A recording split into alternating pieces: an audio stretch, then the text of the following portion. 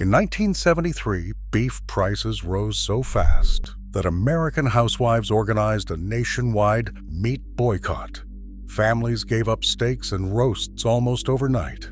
But there was one cut they refused to surrender: ground beef. At 79 cents a pound, it became the meat that held the working-class dinner table together. Number 14 on this list stretched a single pound to feed 8 people. Number 3 appeared on more Midwestern tables than any other meal of the decade. And number 1 fed more families through the inflation years than any paycheck ever stretched to cover. These 25 dinners turned the cheapest meat in the case into supper, night after night. Hit that subscribe button. Let us count down. Number 25, creamed ground beef on toast. Long before anyone called it comfort food, working mothers called it getting dinner on the table by 6. A pound of ground beef browned in a skillet, a spoonful of flour stirred into the drippings, then milk poured in slowly until the whole thing thickened into a rich gray gravy flecked with brown beef. You ladled it over toasted white bread, and that was supper. The men who came home from factory shifts had eaten the military version on base, where it carried a name no mother would repeat at the table.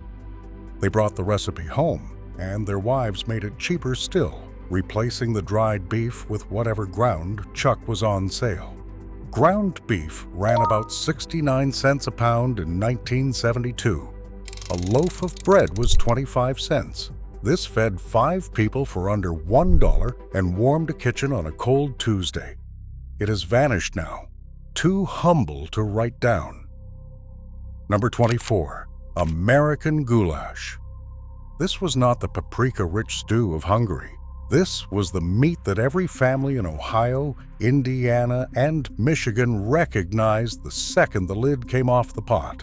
A pound of ground beef browned with a diced onion, a can of tomatoes, a can of tomato sauce, and a box of elbow macaroni cooked right in the same pot until it absorbed every bit of the sauce. A shake of garlic salt, a pinch of oregano if the cook was feeling fancy. That was it. The macaroni doubled the volume of the meat for 9 cents a box, and the leftovers tasted better the next day when the noodles had drunken the sauce. Mothers made a pot on Sunday and fed the family from it through Tuesday. It went by a dozen names across the country, but everyone meant the same thing. It was the dinner you could make half asleep, and it never once disappointed. Number 23, porcupine meatballs. The name made children stop and stare, and that was half the point. Mothers mixed a pound of ground beef with a half cup of raw white rice, an egg, and a little onion, then rolled the mixture into balls and dropped them into a simmering pot of tomato sauce. As they cooked, the rice swelled and poked out through the surface of each meatball like tiny quills. The rice did 2 jobs at once. It stretched the meat so a single pound made enough for 6, and it soaked up the sauce so every bite was tender and tangy all the way through. A cup of rice cost almost nothing. The sauce came from a 15-cent can. For a family watching every penny, this was a meal that looked like effort and felt like a treat when it was really just arithmetic dressed up as fun. Number 22, Sloppy Joes. By the 1970s, Manwich had put the sauce in a can, but plenty of mothers still made it from scratch because it cost half as much. A pound of ground beef browned with onion and green pepper, then a squeeze of ketchup, a spoonful of mustard, a splash of Worcestershire, and a little brown sugar simmered down until the whole skillet turned thick and glossy. Spooned onto a soft hamburger bun, it ran down your wrists, which is exactly how you knew it was right. This was the meal that fed Little League teams, church youth groups, and any house full of hungry kids on a Friday night. Ground beef and a package of buns came to about $1 and fed the whole table. It was loud, it was messy, and no child ever turned it down. Today, families buy the can and never taste the difference between that and a skillet that took 10 extra minutes.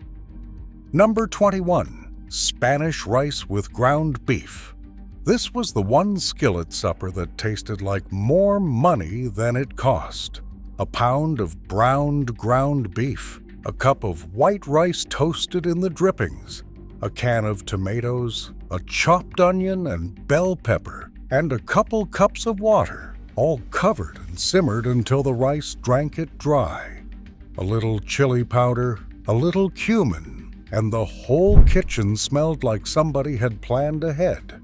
The rice tripled the volume of the meat, and the tomatoes gave it a brightness that cut through the richness of the beef. For a family of 6, this was a complete dinner for under $1, cooked in one pan with one spoon.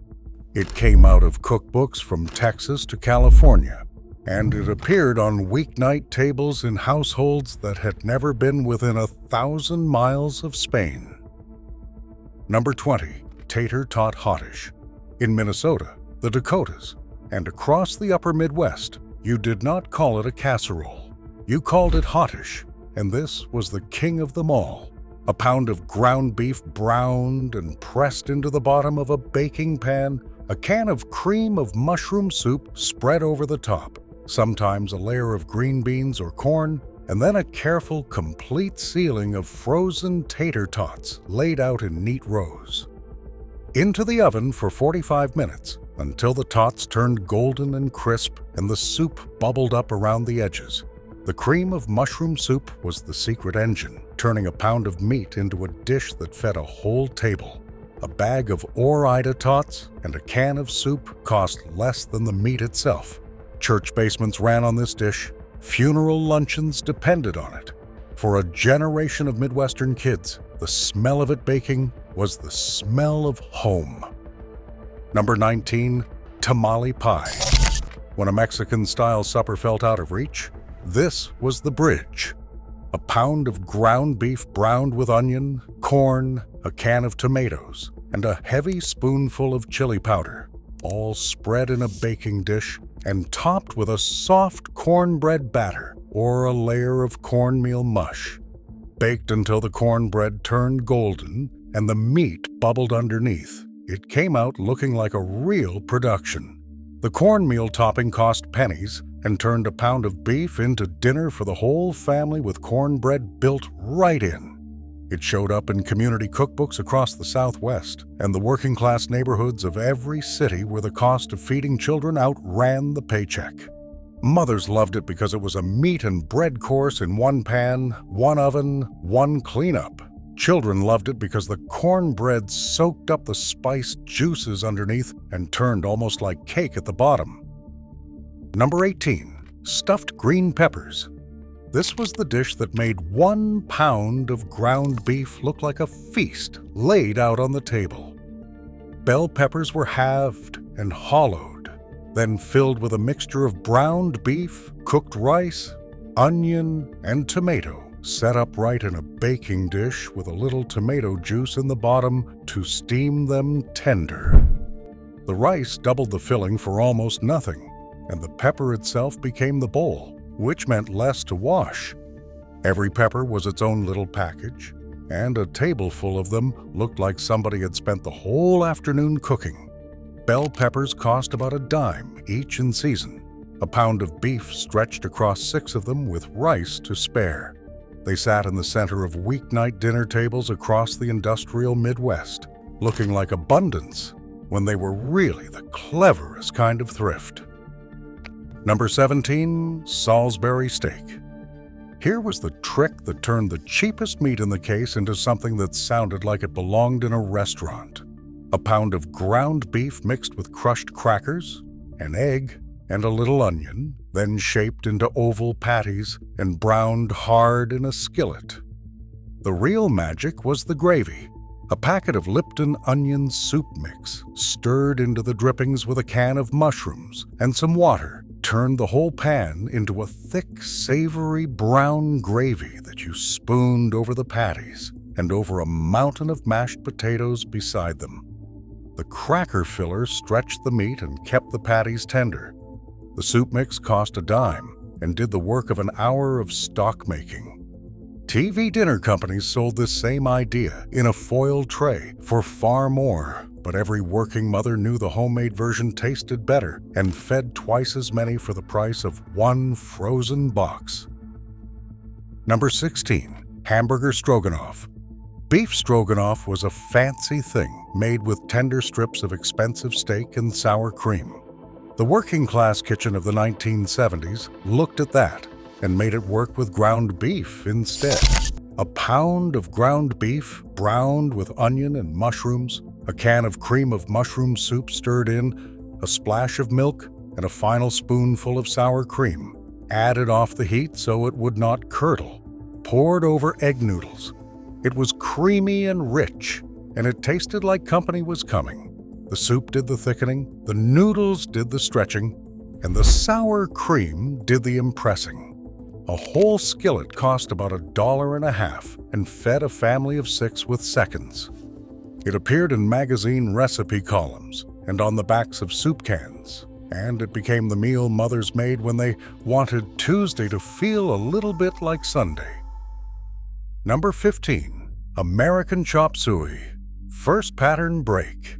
Here is where the genius of working-class cooking shows itself, because this dish has nothing to do with China and everything to do with stretching a dollar.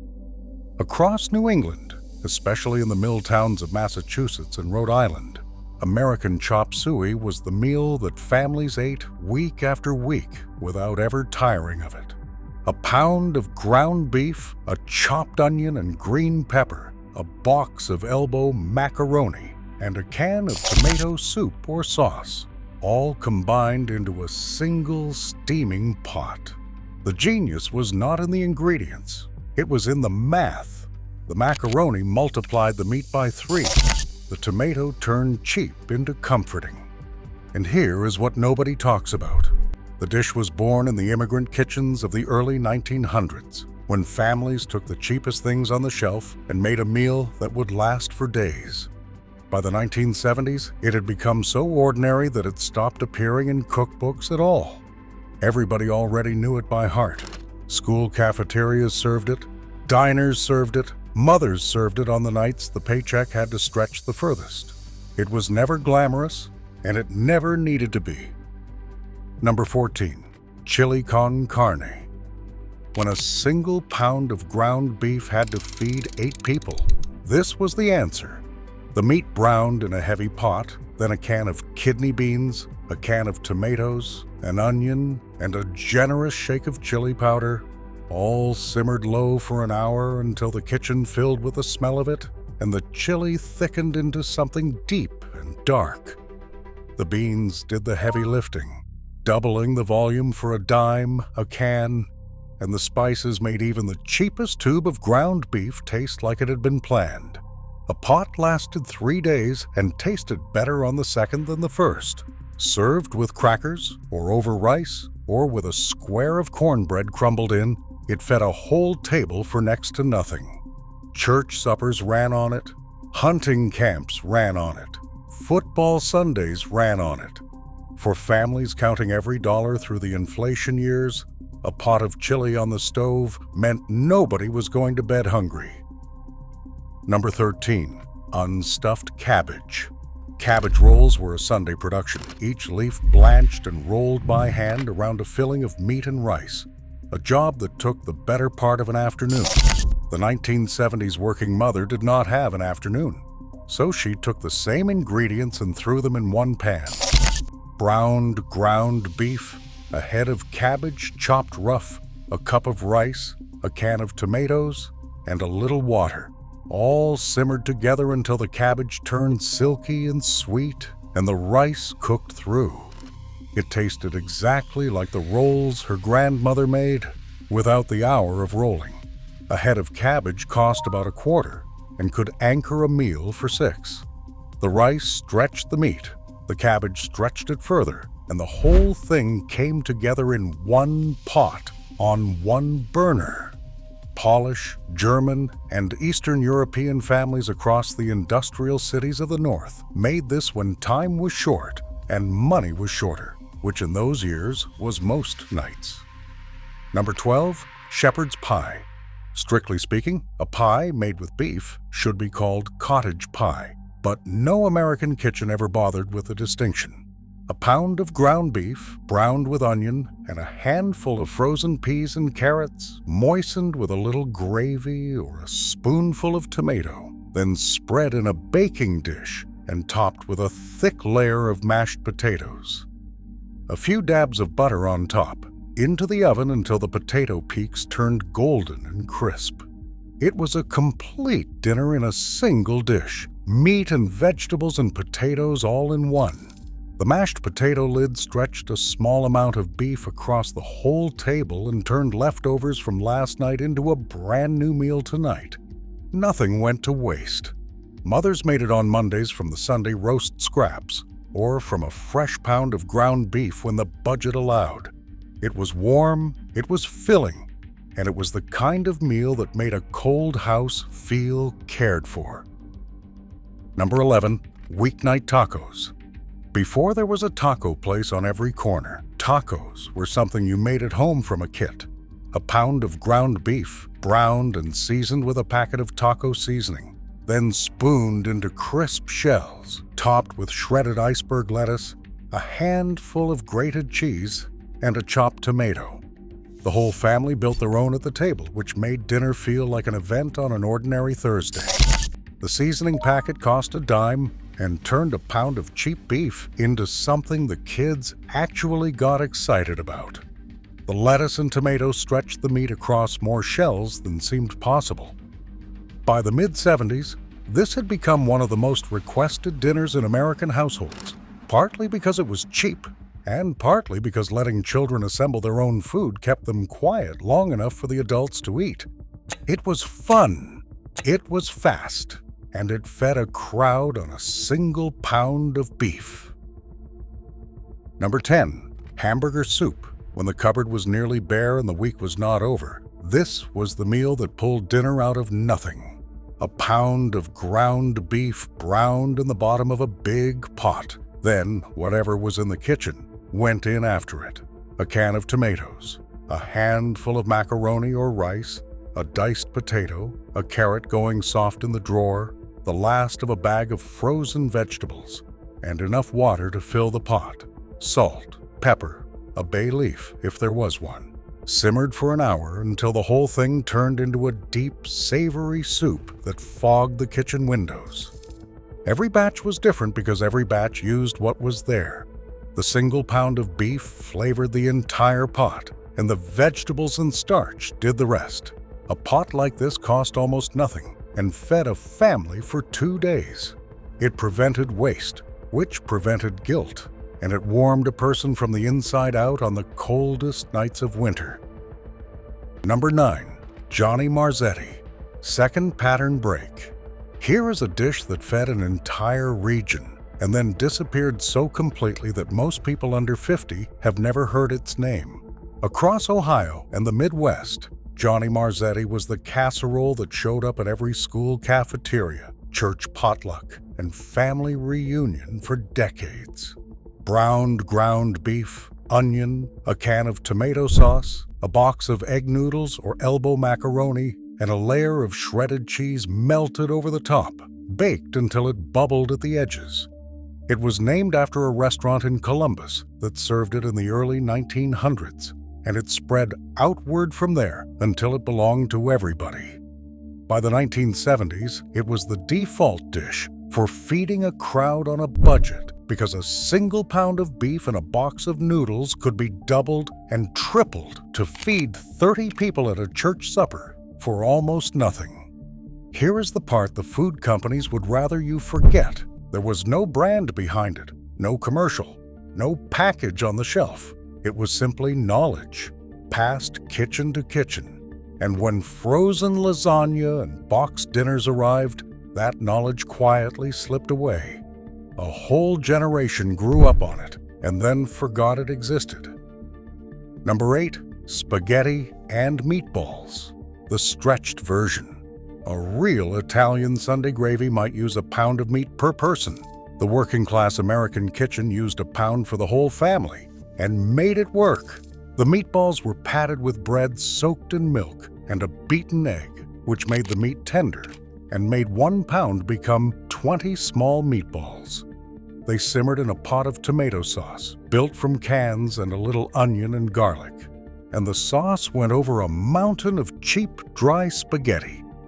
The pasta did most of the filling. The bread and the meatballs did the rest, and a family of 6 left the table full for under $2.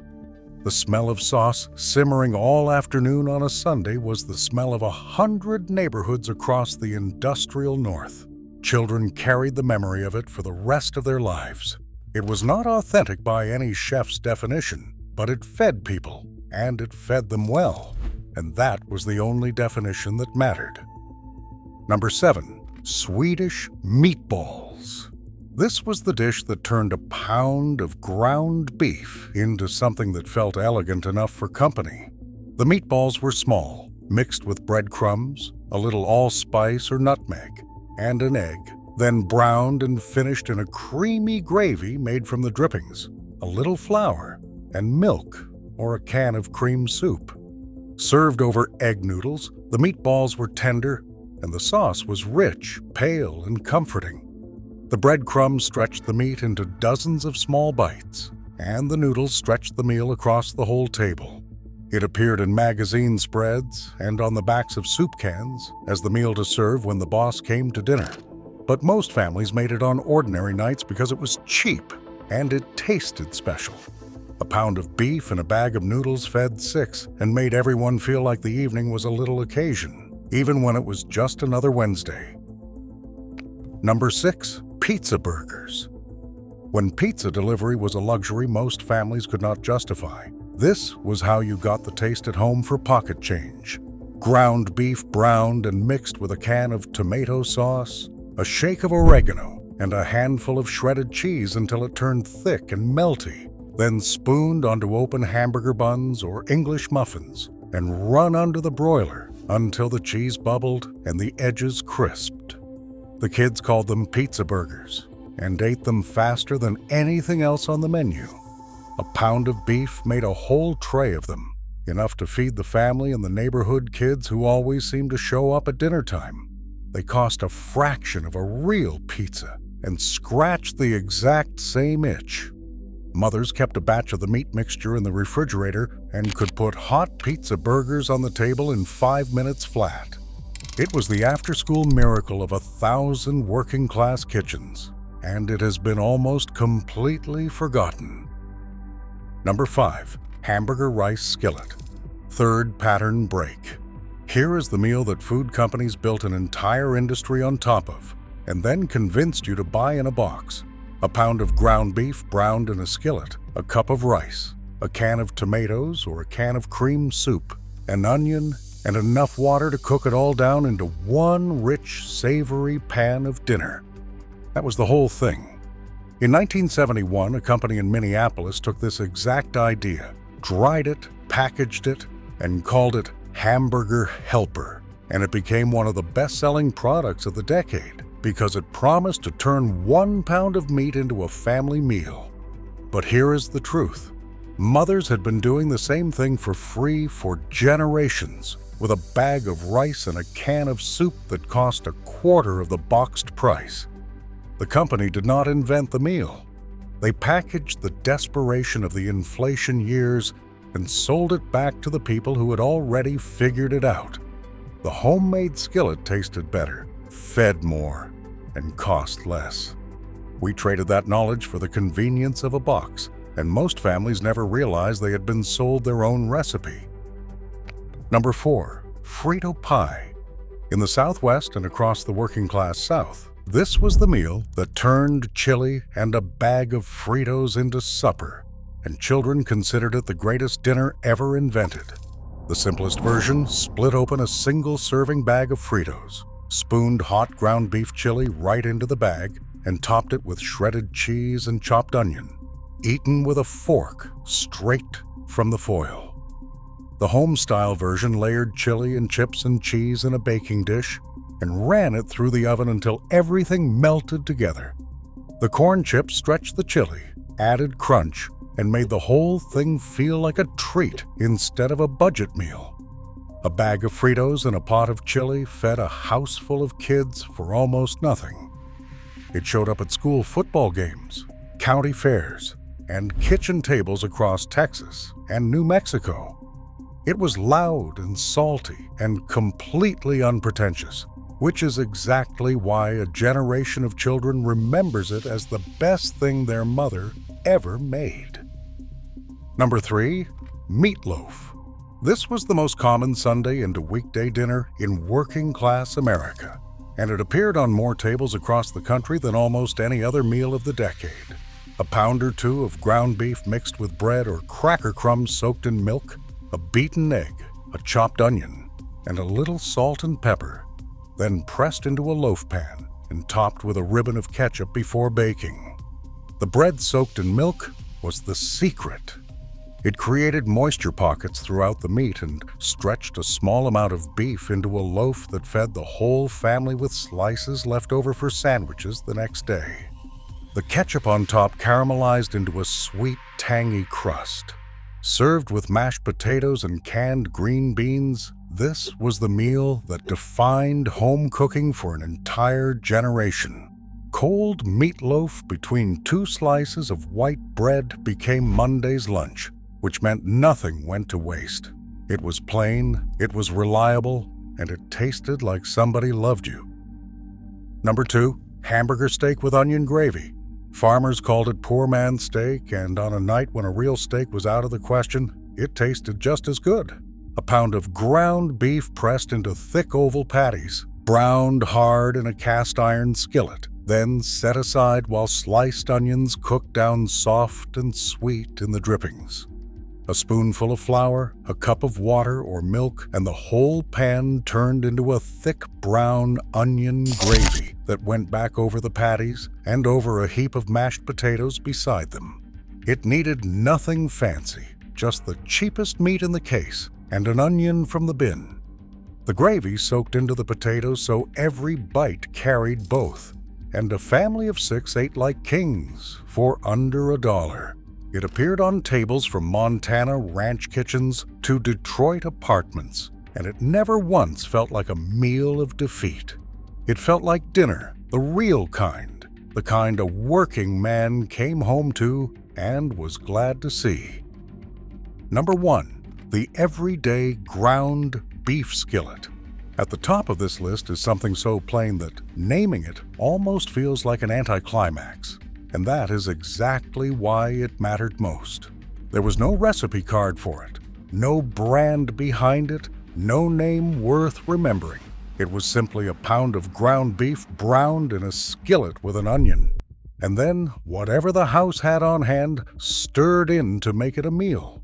Some nights it was a can of corn and a can of tomatoes. Some nights it was a box of macaroni.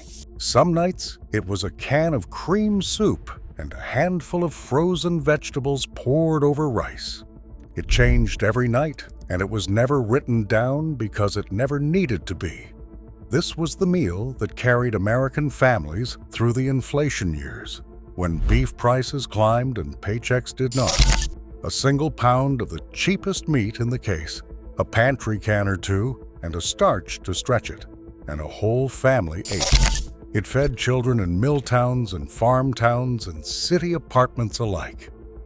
It was the quiet, daily act of making something out of almost nothing, repeated millions of times across millions of kitchens, and then forgotten the moment the supermarket made forgetting easy. Here is my challenge. Make one of these this week. Just one. The hamburger gravy over toast, the American goulash, the poor man's steak with onion gravy. Make something your parents made without a second thought, back when a pound of ground beef had to do the work of a whole dinner. Then come back and tell me if it was as plain as you expected, because I made the goulash and my kids asked for it 3 nights running. Drop the one you are going to try in the comments. I want to know if the tater tot hottish gets more love than the tamale pie, because these were never just cheap dinners. They were how a whole country fed its families when feeding them was hard, and somewhere in the smell of beef and onions in a hot skillet, that whole world is still waiting to be remembered.